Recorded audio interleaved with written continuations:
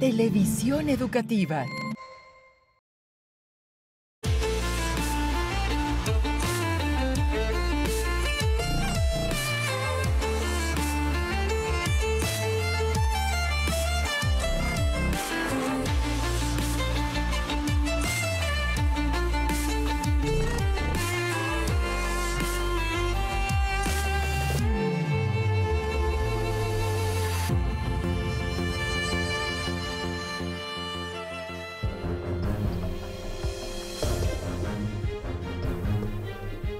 Los proyectos espaciales están sujetos a grandes riesgos, un tanto descritos en la cinta Gravity de Alfonso Cuarón. Todo proyecto requiere de un desarrollo específico, de uso, de tecnología avanzada, además de una coordinación sumamente puntual. Es por eso que hoy más que nunca resulta oportuno hablar de la seguridad aeroespacial. Los expertos advierten que no puede existir certidumbre en el cosmos si los activos espaciales se ven amenazados por desechos o basura orbital, por ejemplo, si los intereses comerciales relacionados carecen de la protección de un régimen legal o si los satélites o sus instalaciones en tierra son dañados. De todo esto habla México y la seguridad espacial. El libro de María Cristina Rosas, académica de la Facultad de Ciencias Políticas de la UNAM.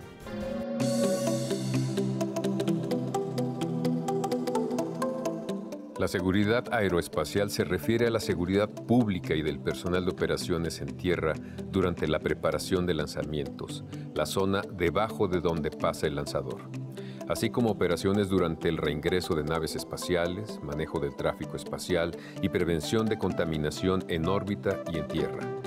Desarrollar la seguridad es un elemento clave para expandir programas espaciales y hacerlos más viables económicamente. La comercialización del espacio y la cooperación internacional en programas civiles está ya a la puerta. Se requiere desarrollar la cultura internacional de la seguridad. Se piensa que es deseable contar con un sistema de regulación internacional integrado que contemple tanto el espacio aéreo como el espacio exterior a fin de cubrir el tráfico y la seguridad de operaciones aeroespaciales.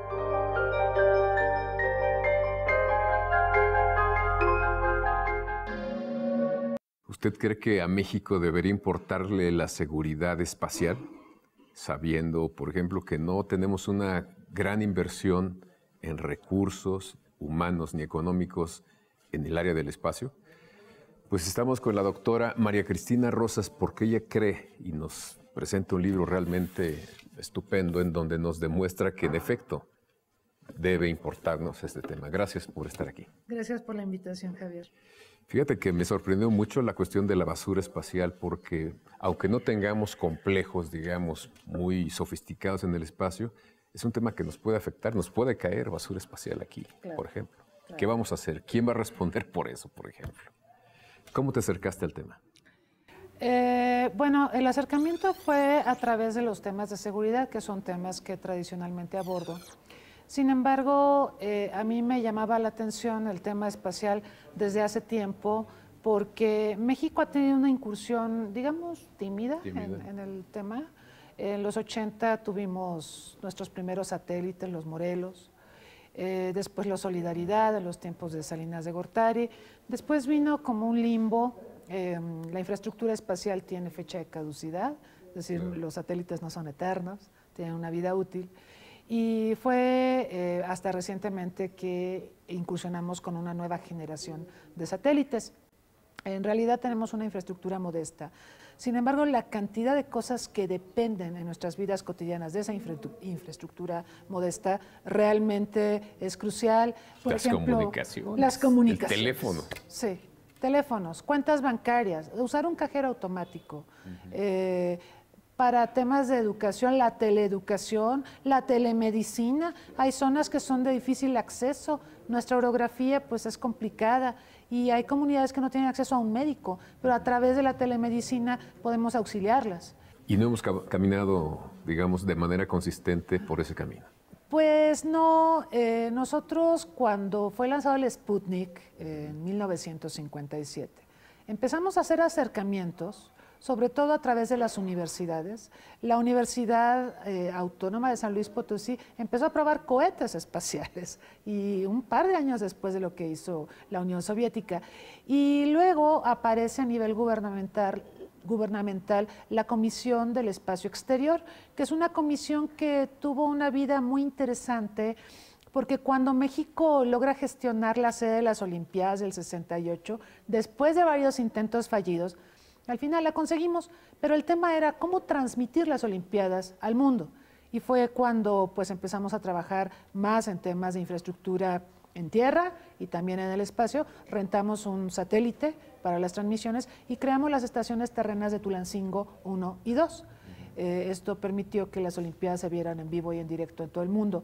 Después tuvimos el Mundial de Fútbol del 70, un mundial muy recordado, y también esas instalaciones nos permitieron transmitir los partidos en vivo y en directo. Pero es una reacción a la necesidad. Exacto. No es un proyecto. No hubo planeación, digamos, estuvo bien que el gobierno dijera necesitamos una comisión del espacio exterior. Lo malo fue cuando llega López Portillo a la presidencia y dice, esto no sirve, vamos a desaparecer esa comisión. Y así nos la pasamos durante varias décadas sin ninguna institución oficial que velara por los temas espaciales. Es hasta 2006 que el Congreso mexicano aprueba la creación de la Agencia Espacial Mexicana, pero todavía pasaron 4 años para que naciera oficialmente y pasaron otros 3 años hasta 2013 para que pudiera ejercer su presupuestote de 1,000 millones de pesos, que en temas espaciales no es nada, y no ha aumentado ese presupuesto. Sin embargo, hay una buena noticia. Hace unos cuantos días, un satélite construido por alumnos de la UPAEP de Puebla, claro, cierto. Fue puesto en órbita en un cohete Falcon de la empresa SpaceX y será llevado a la Estación Espacial Internacional. Entonces, podemos ver que a veces los esfuerzos gubernamentales parecen ir muy rezagados, pero las universidades, las instituciones educativas ponen el acento en la investigación y tienen importantes logros. La UNAM ya ha puesto satélites en órbita y hay muchos esfuerzos que podríamos aquí detallar de diversas universidades, no solo la UNAM, no solo la UPAEP, que han estado trabajando en el tema. Quizá lo que faltaría sería concatenar de mejor manera estos esfuerzos académicos con las tareas gubernamentales y, por supuesto, con la concurrencia del sector privado. Es una política pública la que nos hace falta en materia del espacio. Así lo creo. ¿Qué debería tener, así como elementos básicos para que empezara a caminar? Bueno, tendría que ser una política que visualice dónde se quiere que México esté en materia espacial, no sé, en los próximos 50 años. Sí tendríamos que convocar prácticamente a todas las dependencias del gobierno, porque de una u otra manera tienen relación con los temas espaciales. Pienso en la Secretaría de Economía, pienso en Hacienda, pienso en la propia Secretaría de Educación Pública, etcétera. En general, a la Administración Pública Federal, la incursión al espacio es muy importante para tareas de seguridad también. Por ejemplo, cuando hay un fenómeno natural, un terremoto, una inundación, un huracán, podemos mapear la zona afectada o podemos incluso anticiparnos. Hay drones ya que se usan para entrar al ojo de un huracán y ver sus magnitudes y sus características.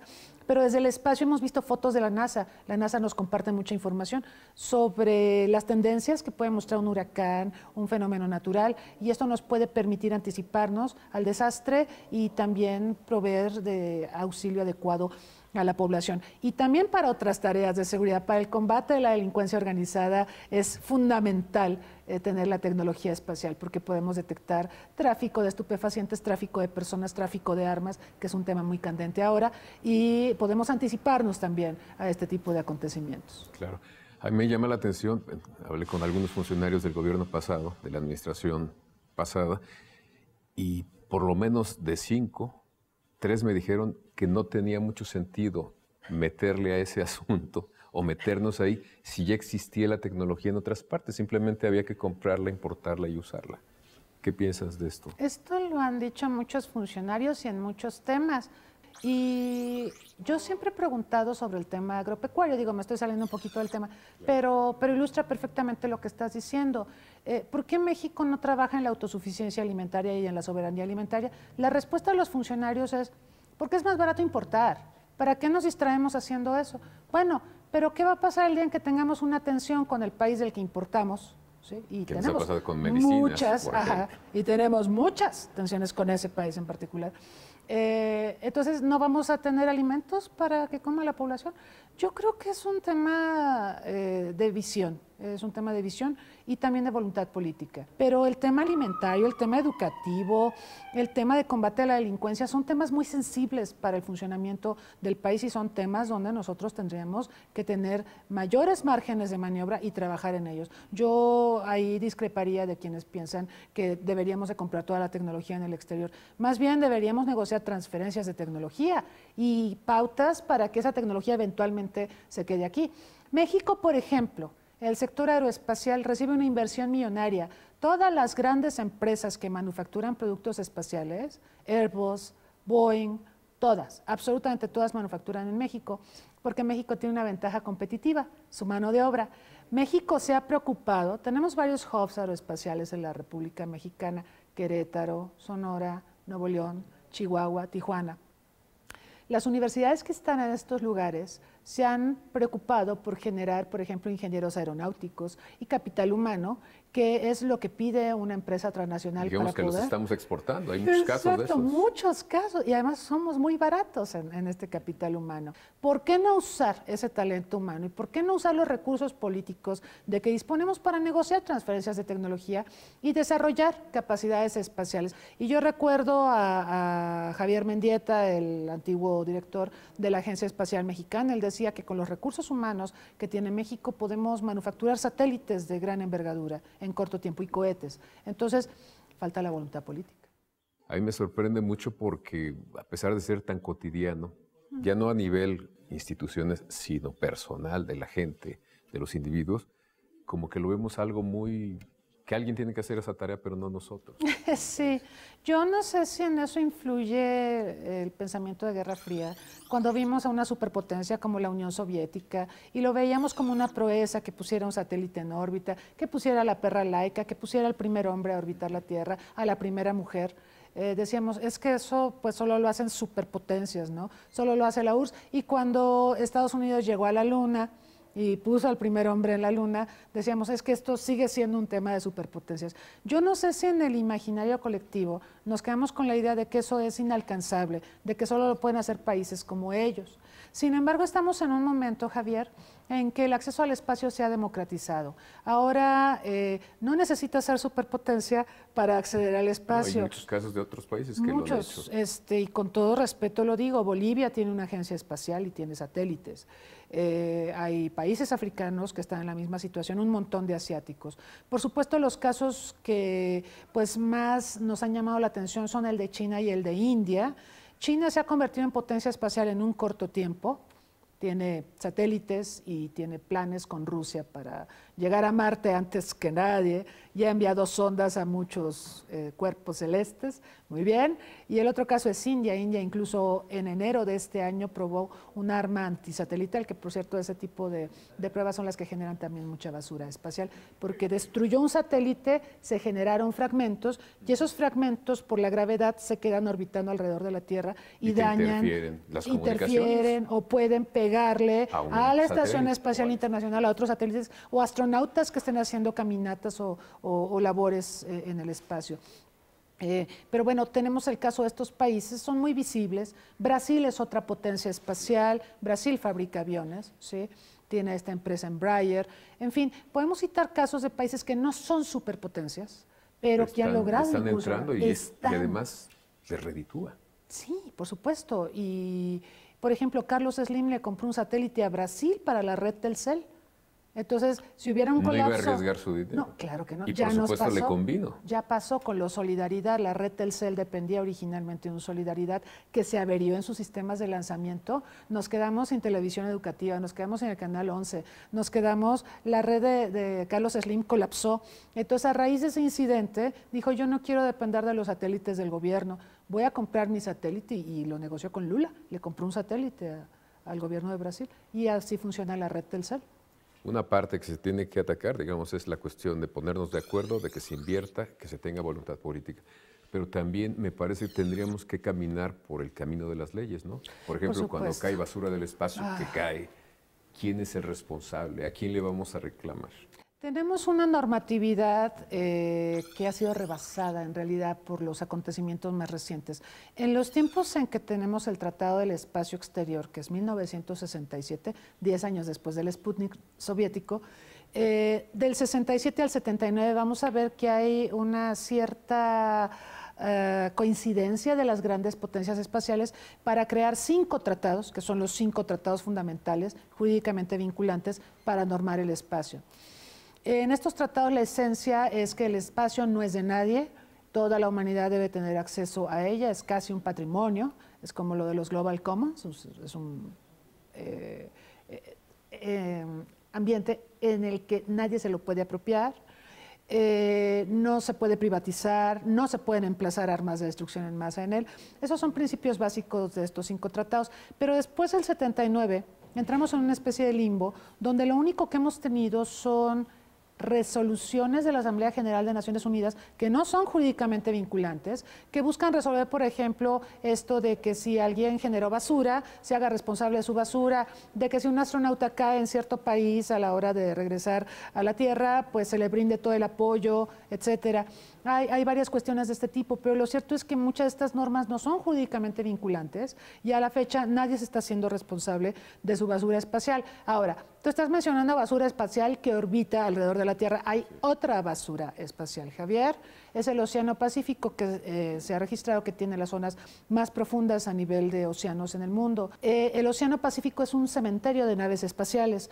Cuando desorbitas, por ejemplo, hubo una estación muy famosa, la Mir, era la estación espacial soviética, digamos el antecedente de la actual Estación Espacial Internacional.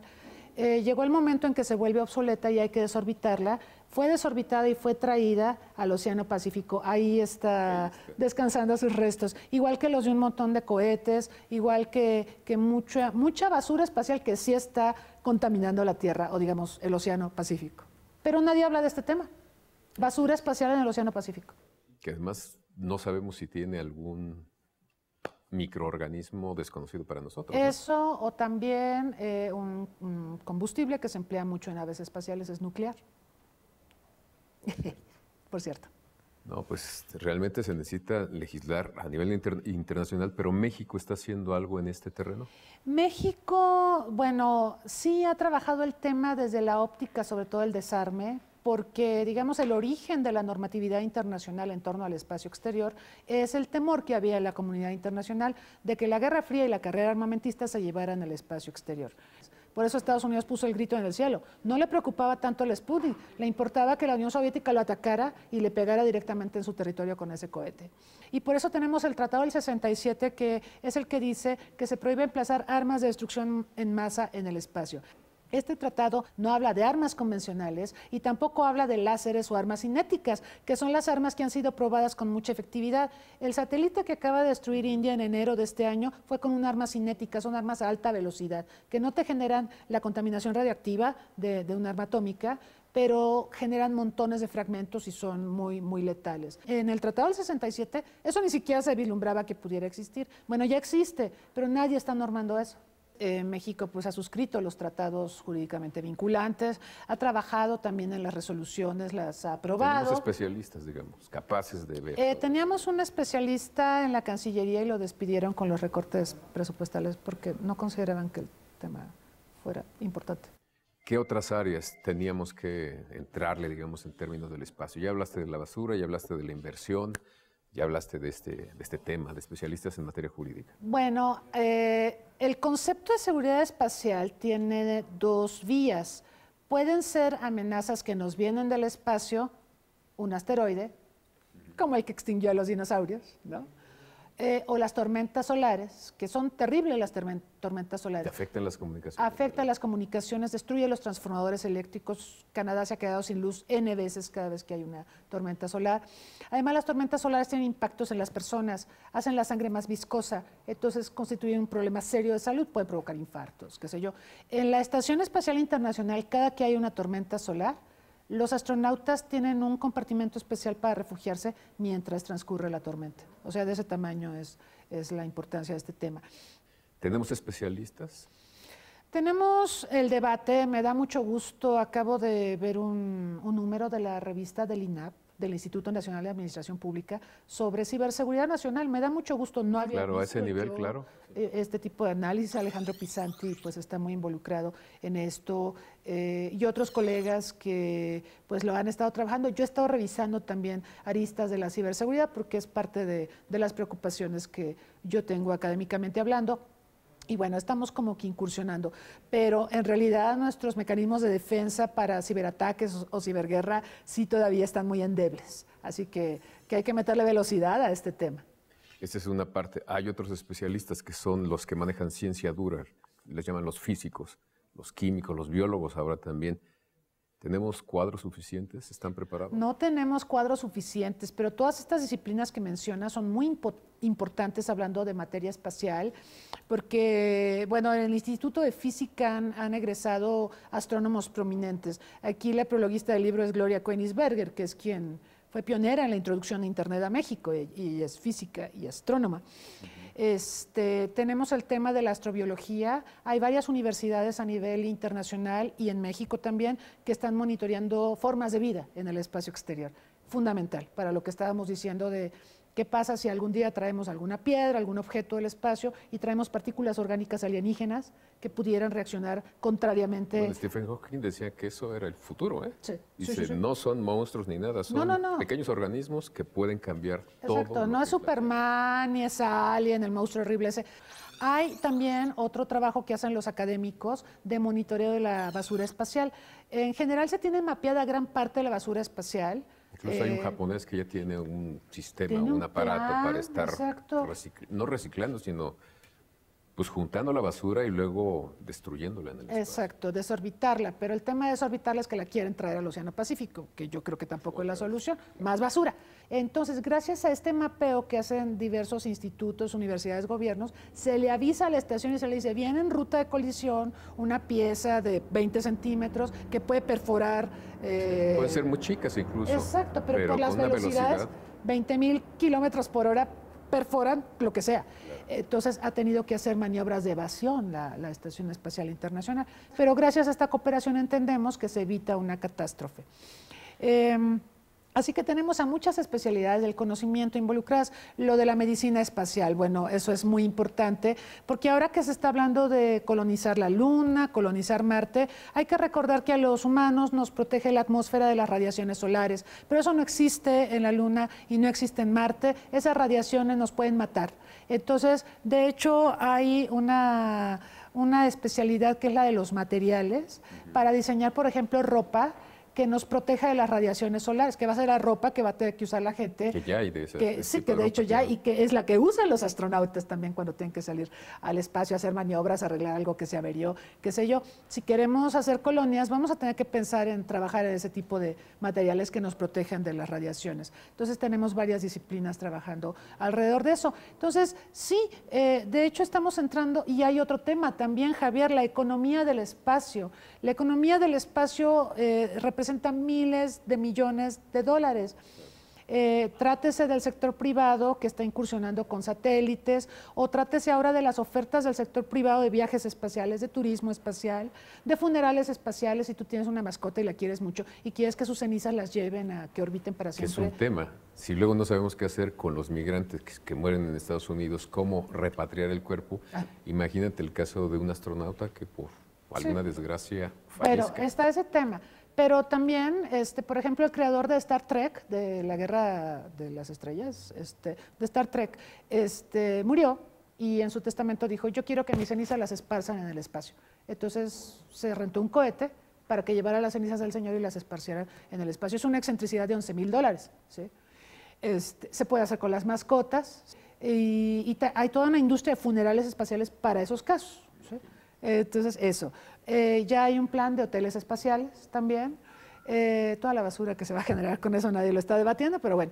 Y lo del turismo espacial, pues ya sabemos que es una realidad. Ya hemos tenido una primera generación de turistas espaciales que han pagado cantidades exorbitantes para visitar la Estación Espacial Internacional. Y ahora, pues a través del Falcon X, que es un cohete recuperable del sector privado, es donde se llevaron nuestro satelitito, el Aztec-SAT, se están ofertando más viajes. El boleto cuesta $200,000. Hay una fila larga de celebrities que quieren ir al espacio. Justin Bieber, Lady Gaga, más basura espacial vamos a tener. El hecho es que esta gente quiere, con esta excentricidad, viajar al espacio. Yo creo que el espacio es para mejores fines. Digo, yo respeto que la gente no sepa qué hacer con su dinero, pero creo que el espacio sí deberíamos regresar a los principios del Tratado del 67, donde se hablaba que es para la humanidad, para beneficio de la humanidad, y que todo lo que hagamos en él pues pueda ser distribuido de manera más equitativa y que sea para el bienestar de los seres humanos, ¿no? Y no para el divertimento de Justin Bieber o de Lady Gaga. Bueno, no sé. Efectivamente. ¿Algo más que nos quieres comentar de tu libro México y la seguridad espacial en el siglo XXI? Bueno, pues el libro contiene un capítulo al final donde se hace una revisión extensa de cómo México se ha acercado al tema. Obviamente contamos toda esta historia de la Comisión del Espacio Exterior, de cómo llegamos hasta la estación, hasta la Agencia Espacial Mexicana con sus $1,000 millones de pesos, es que no es nada. Y también contamos experiencias de universidades, la experiencia de la UNAM, de la Universidad Autónoma de San Luis Potosí, ahora de la UPAEP. Está incluido también lo del nanosatélite de la UPAEP en el libro, y también el tema del sector privado. Sector privado que es muy dinámico en nuestro país, que nos deja mucha inversión en el sector aeroespacial, pero no hemos aprovechado esta inversión para, por ejemplo, generar más transferencias de tecnología y eventualmente poder generar nuestros propios productos espaciales. Tenemos con qué, tenemos el talento humano, tenemos las universidades, faltan decisiones políticas al respecto y visión, mucha visión. Mucha visión. Pues muchas gracias. Gracias. Y seguimos Javier. aquí. Llegamos al final de Cuenta Conmigo. Les agradecemos su atención y los esperamos todos los jueves a las 8 de la noche. También les recuerdo que para leer no se necesitan muchas cosas. Un buen libro a la mano, nuestra mente abierta y el espacio que prefiera.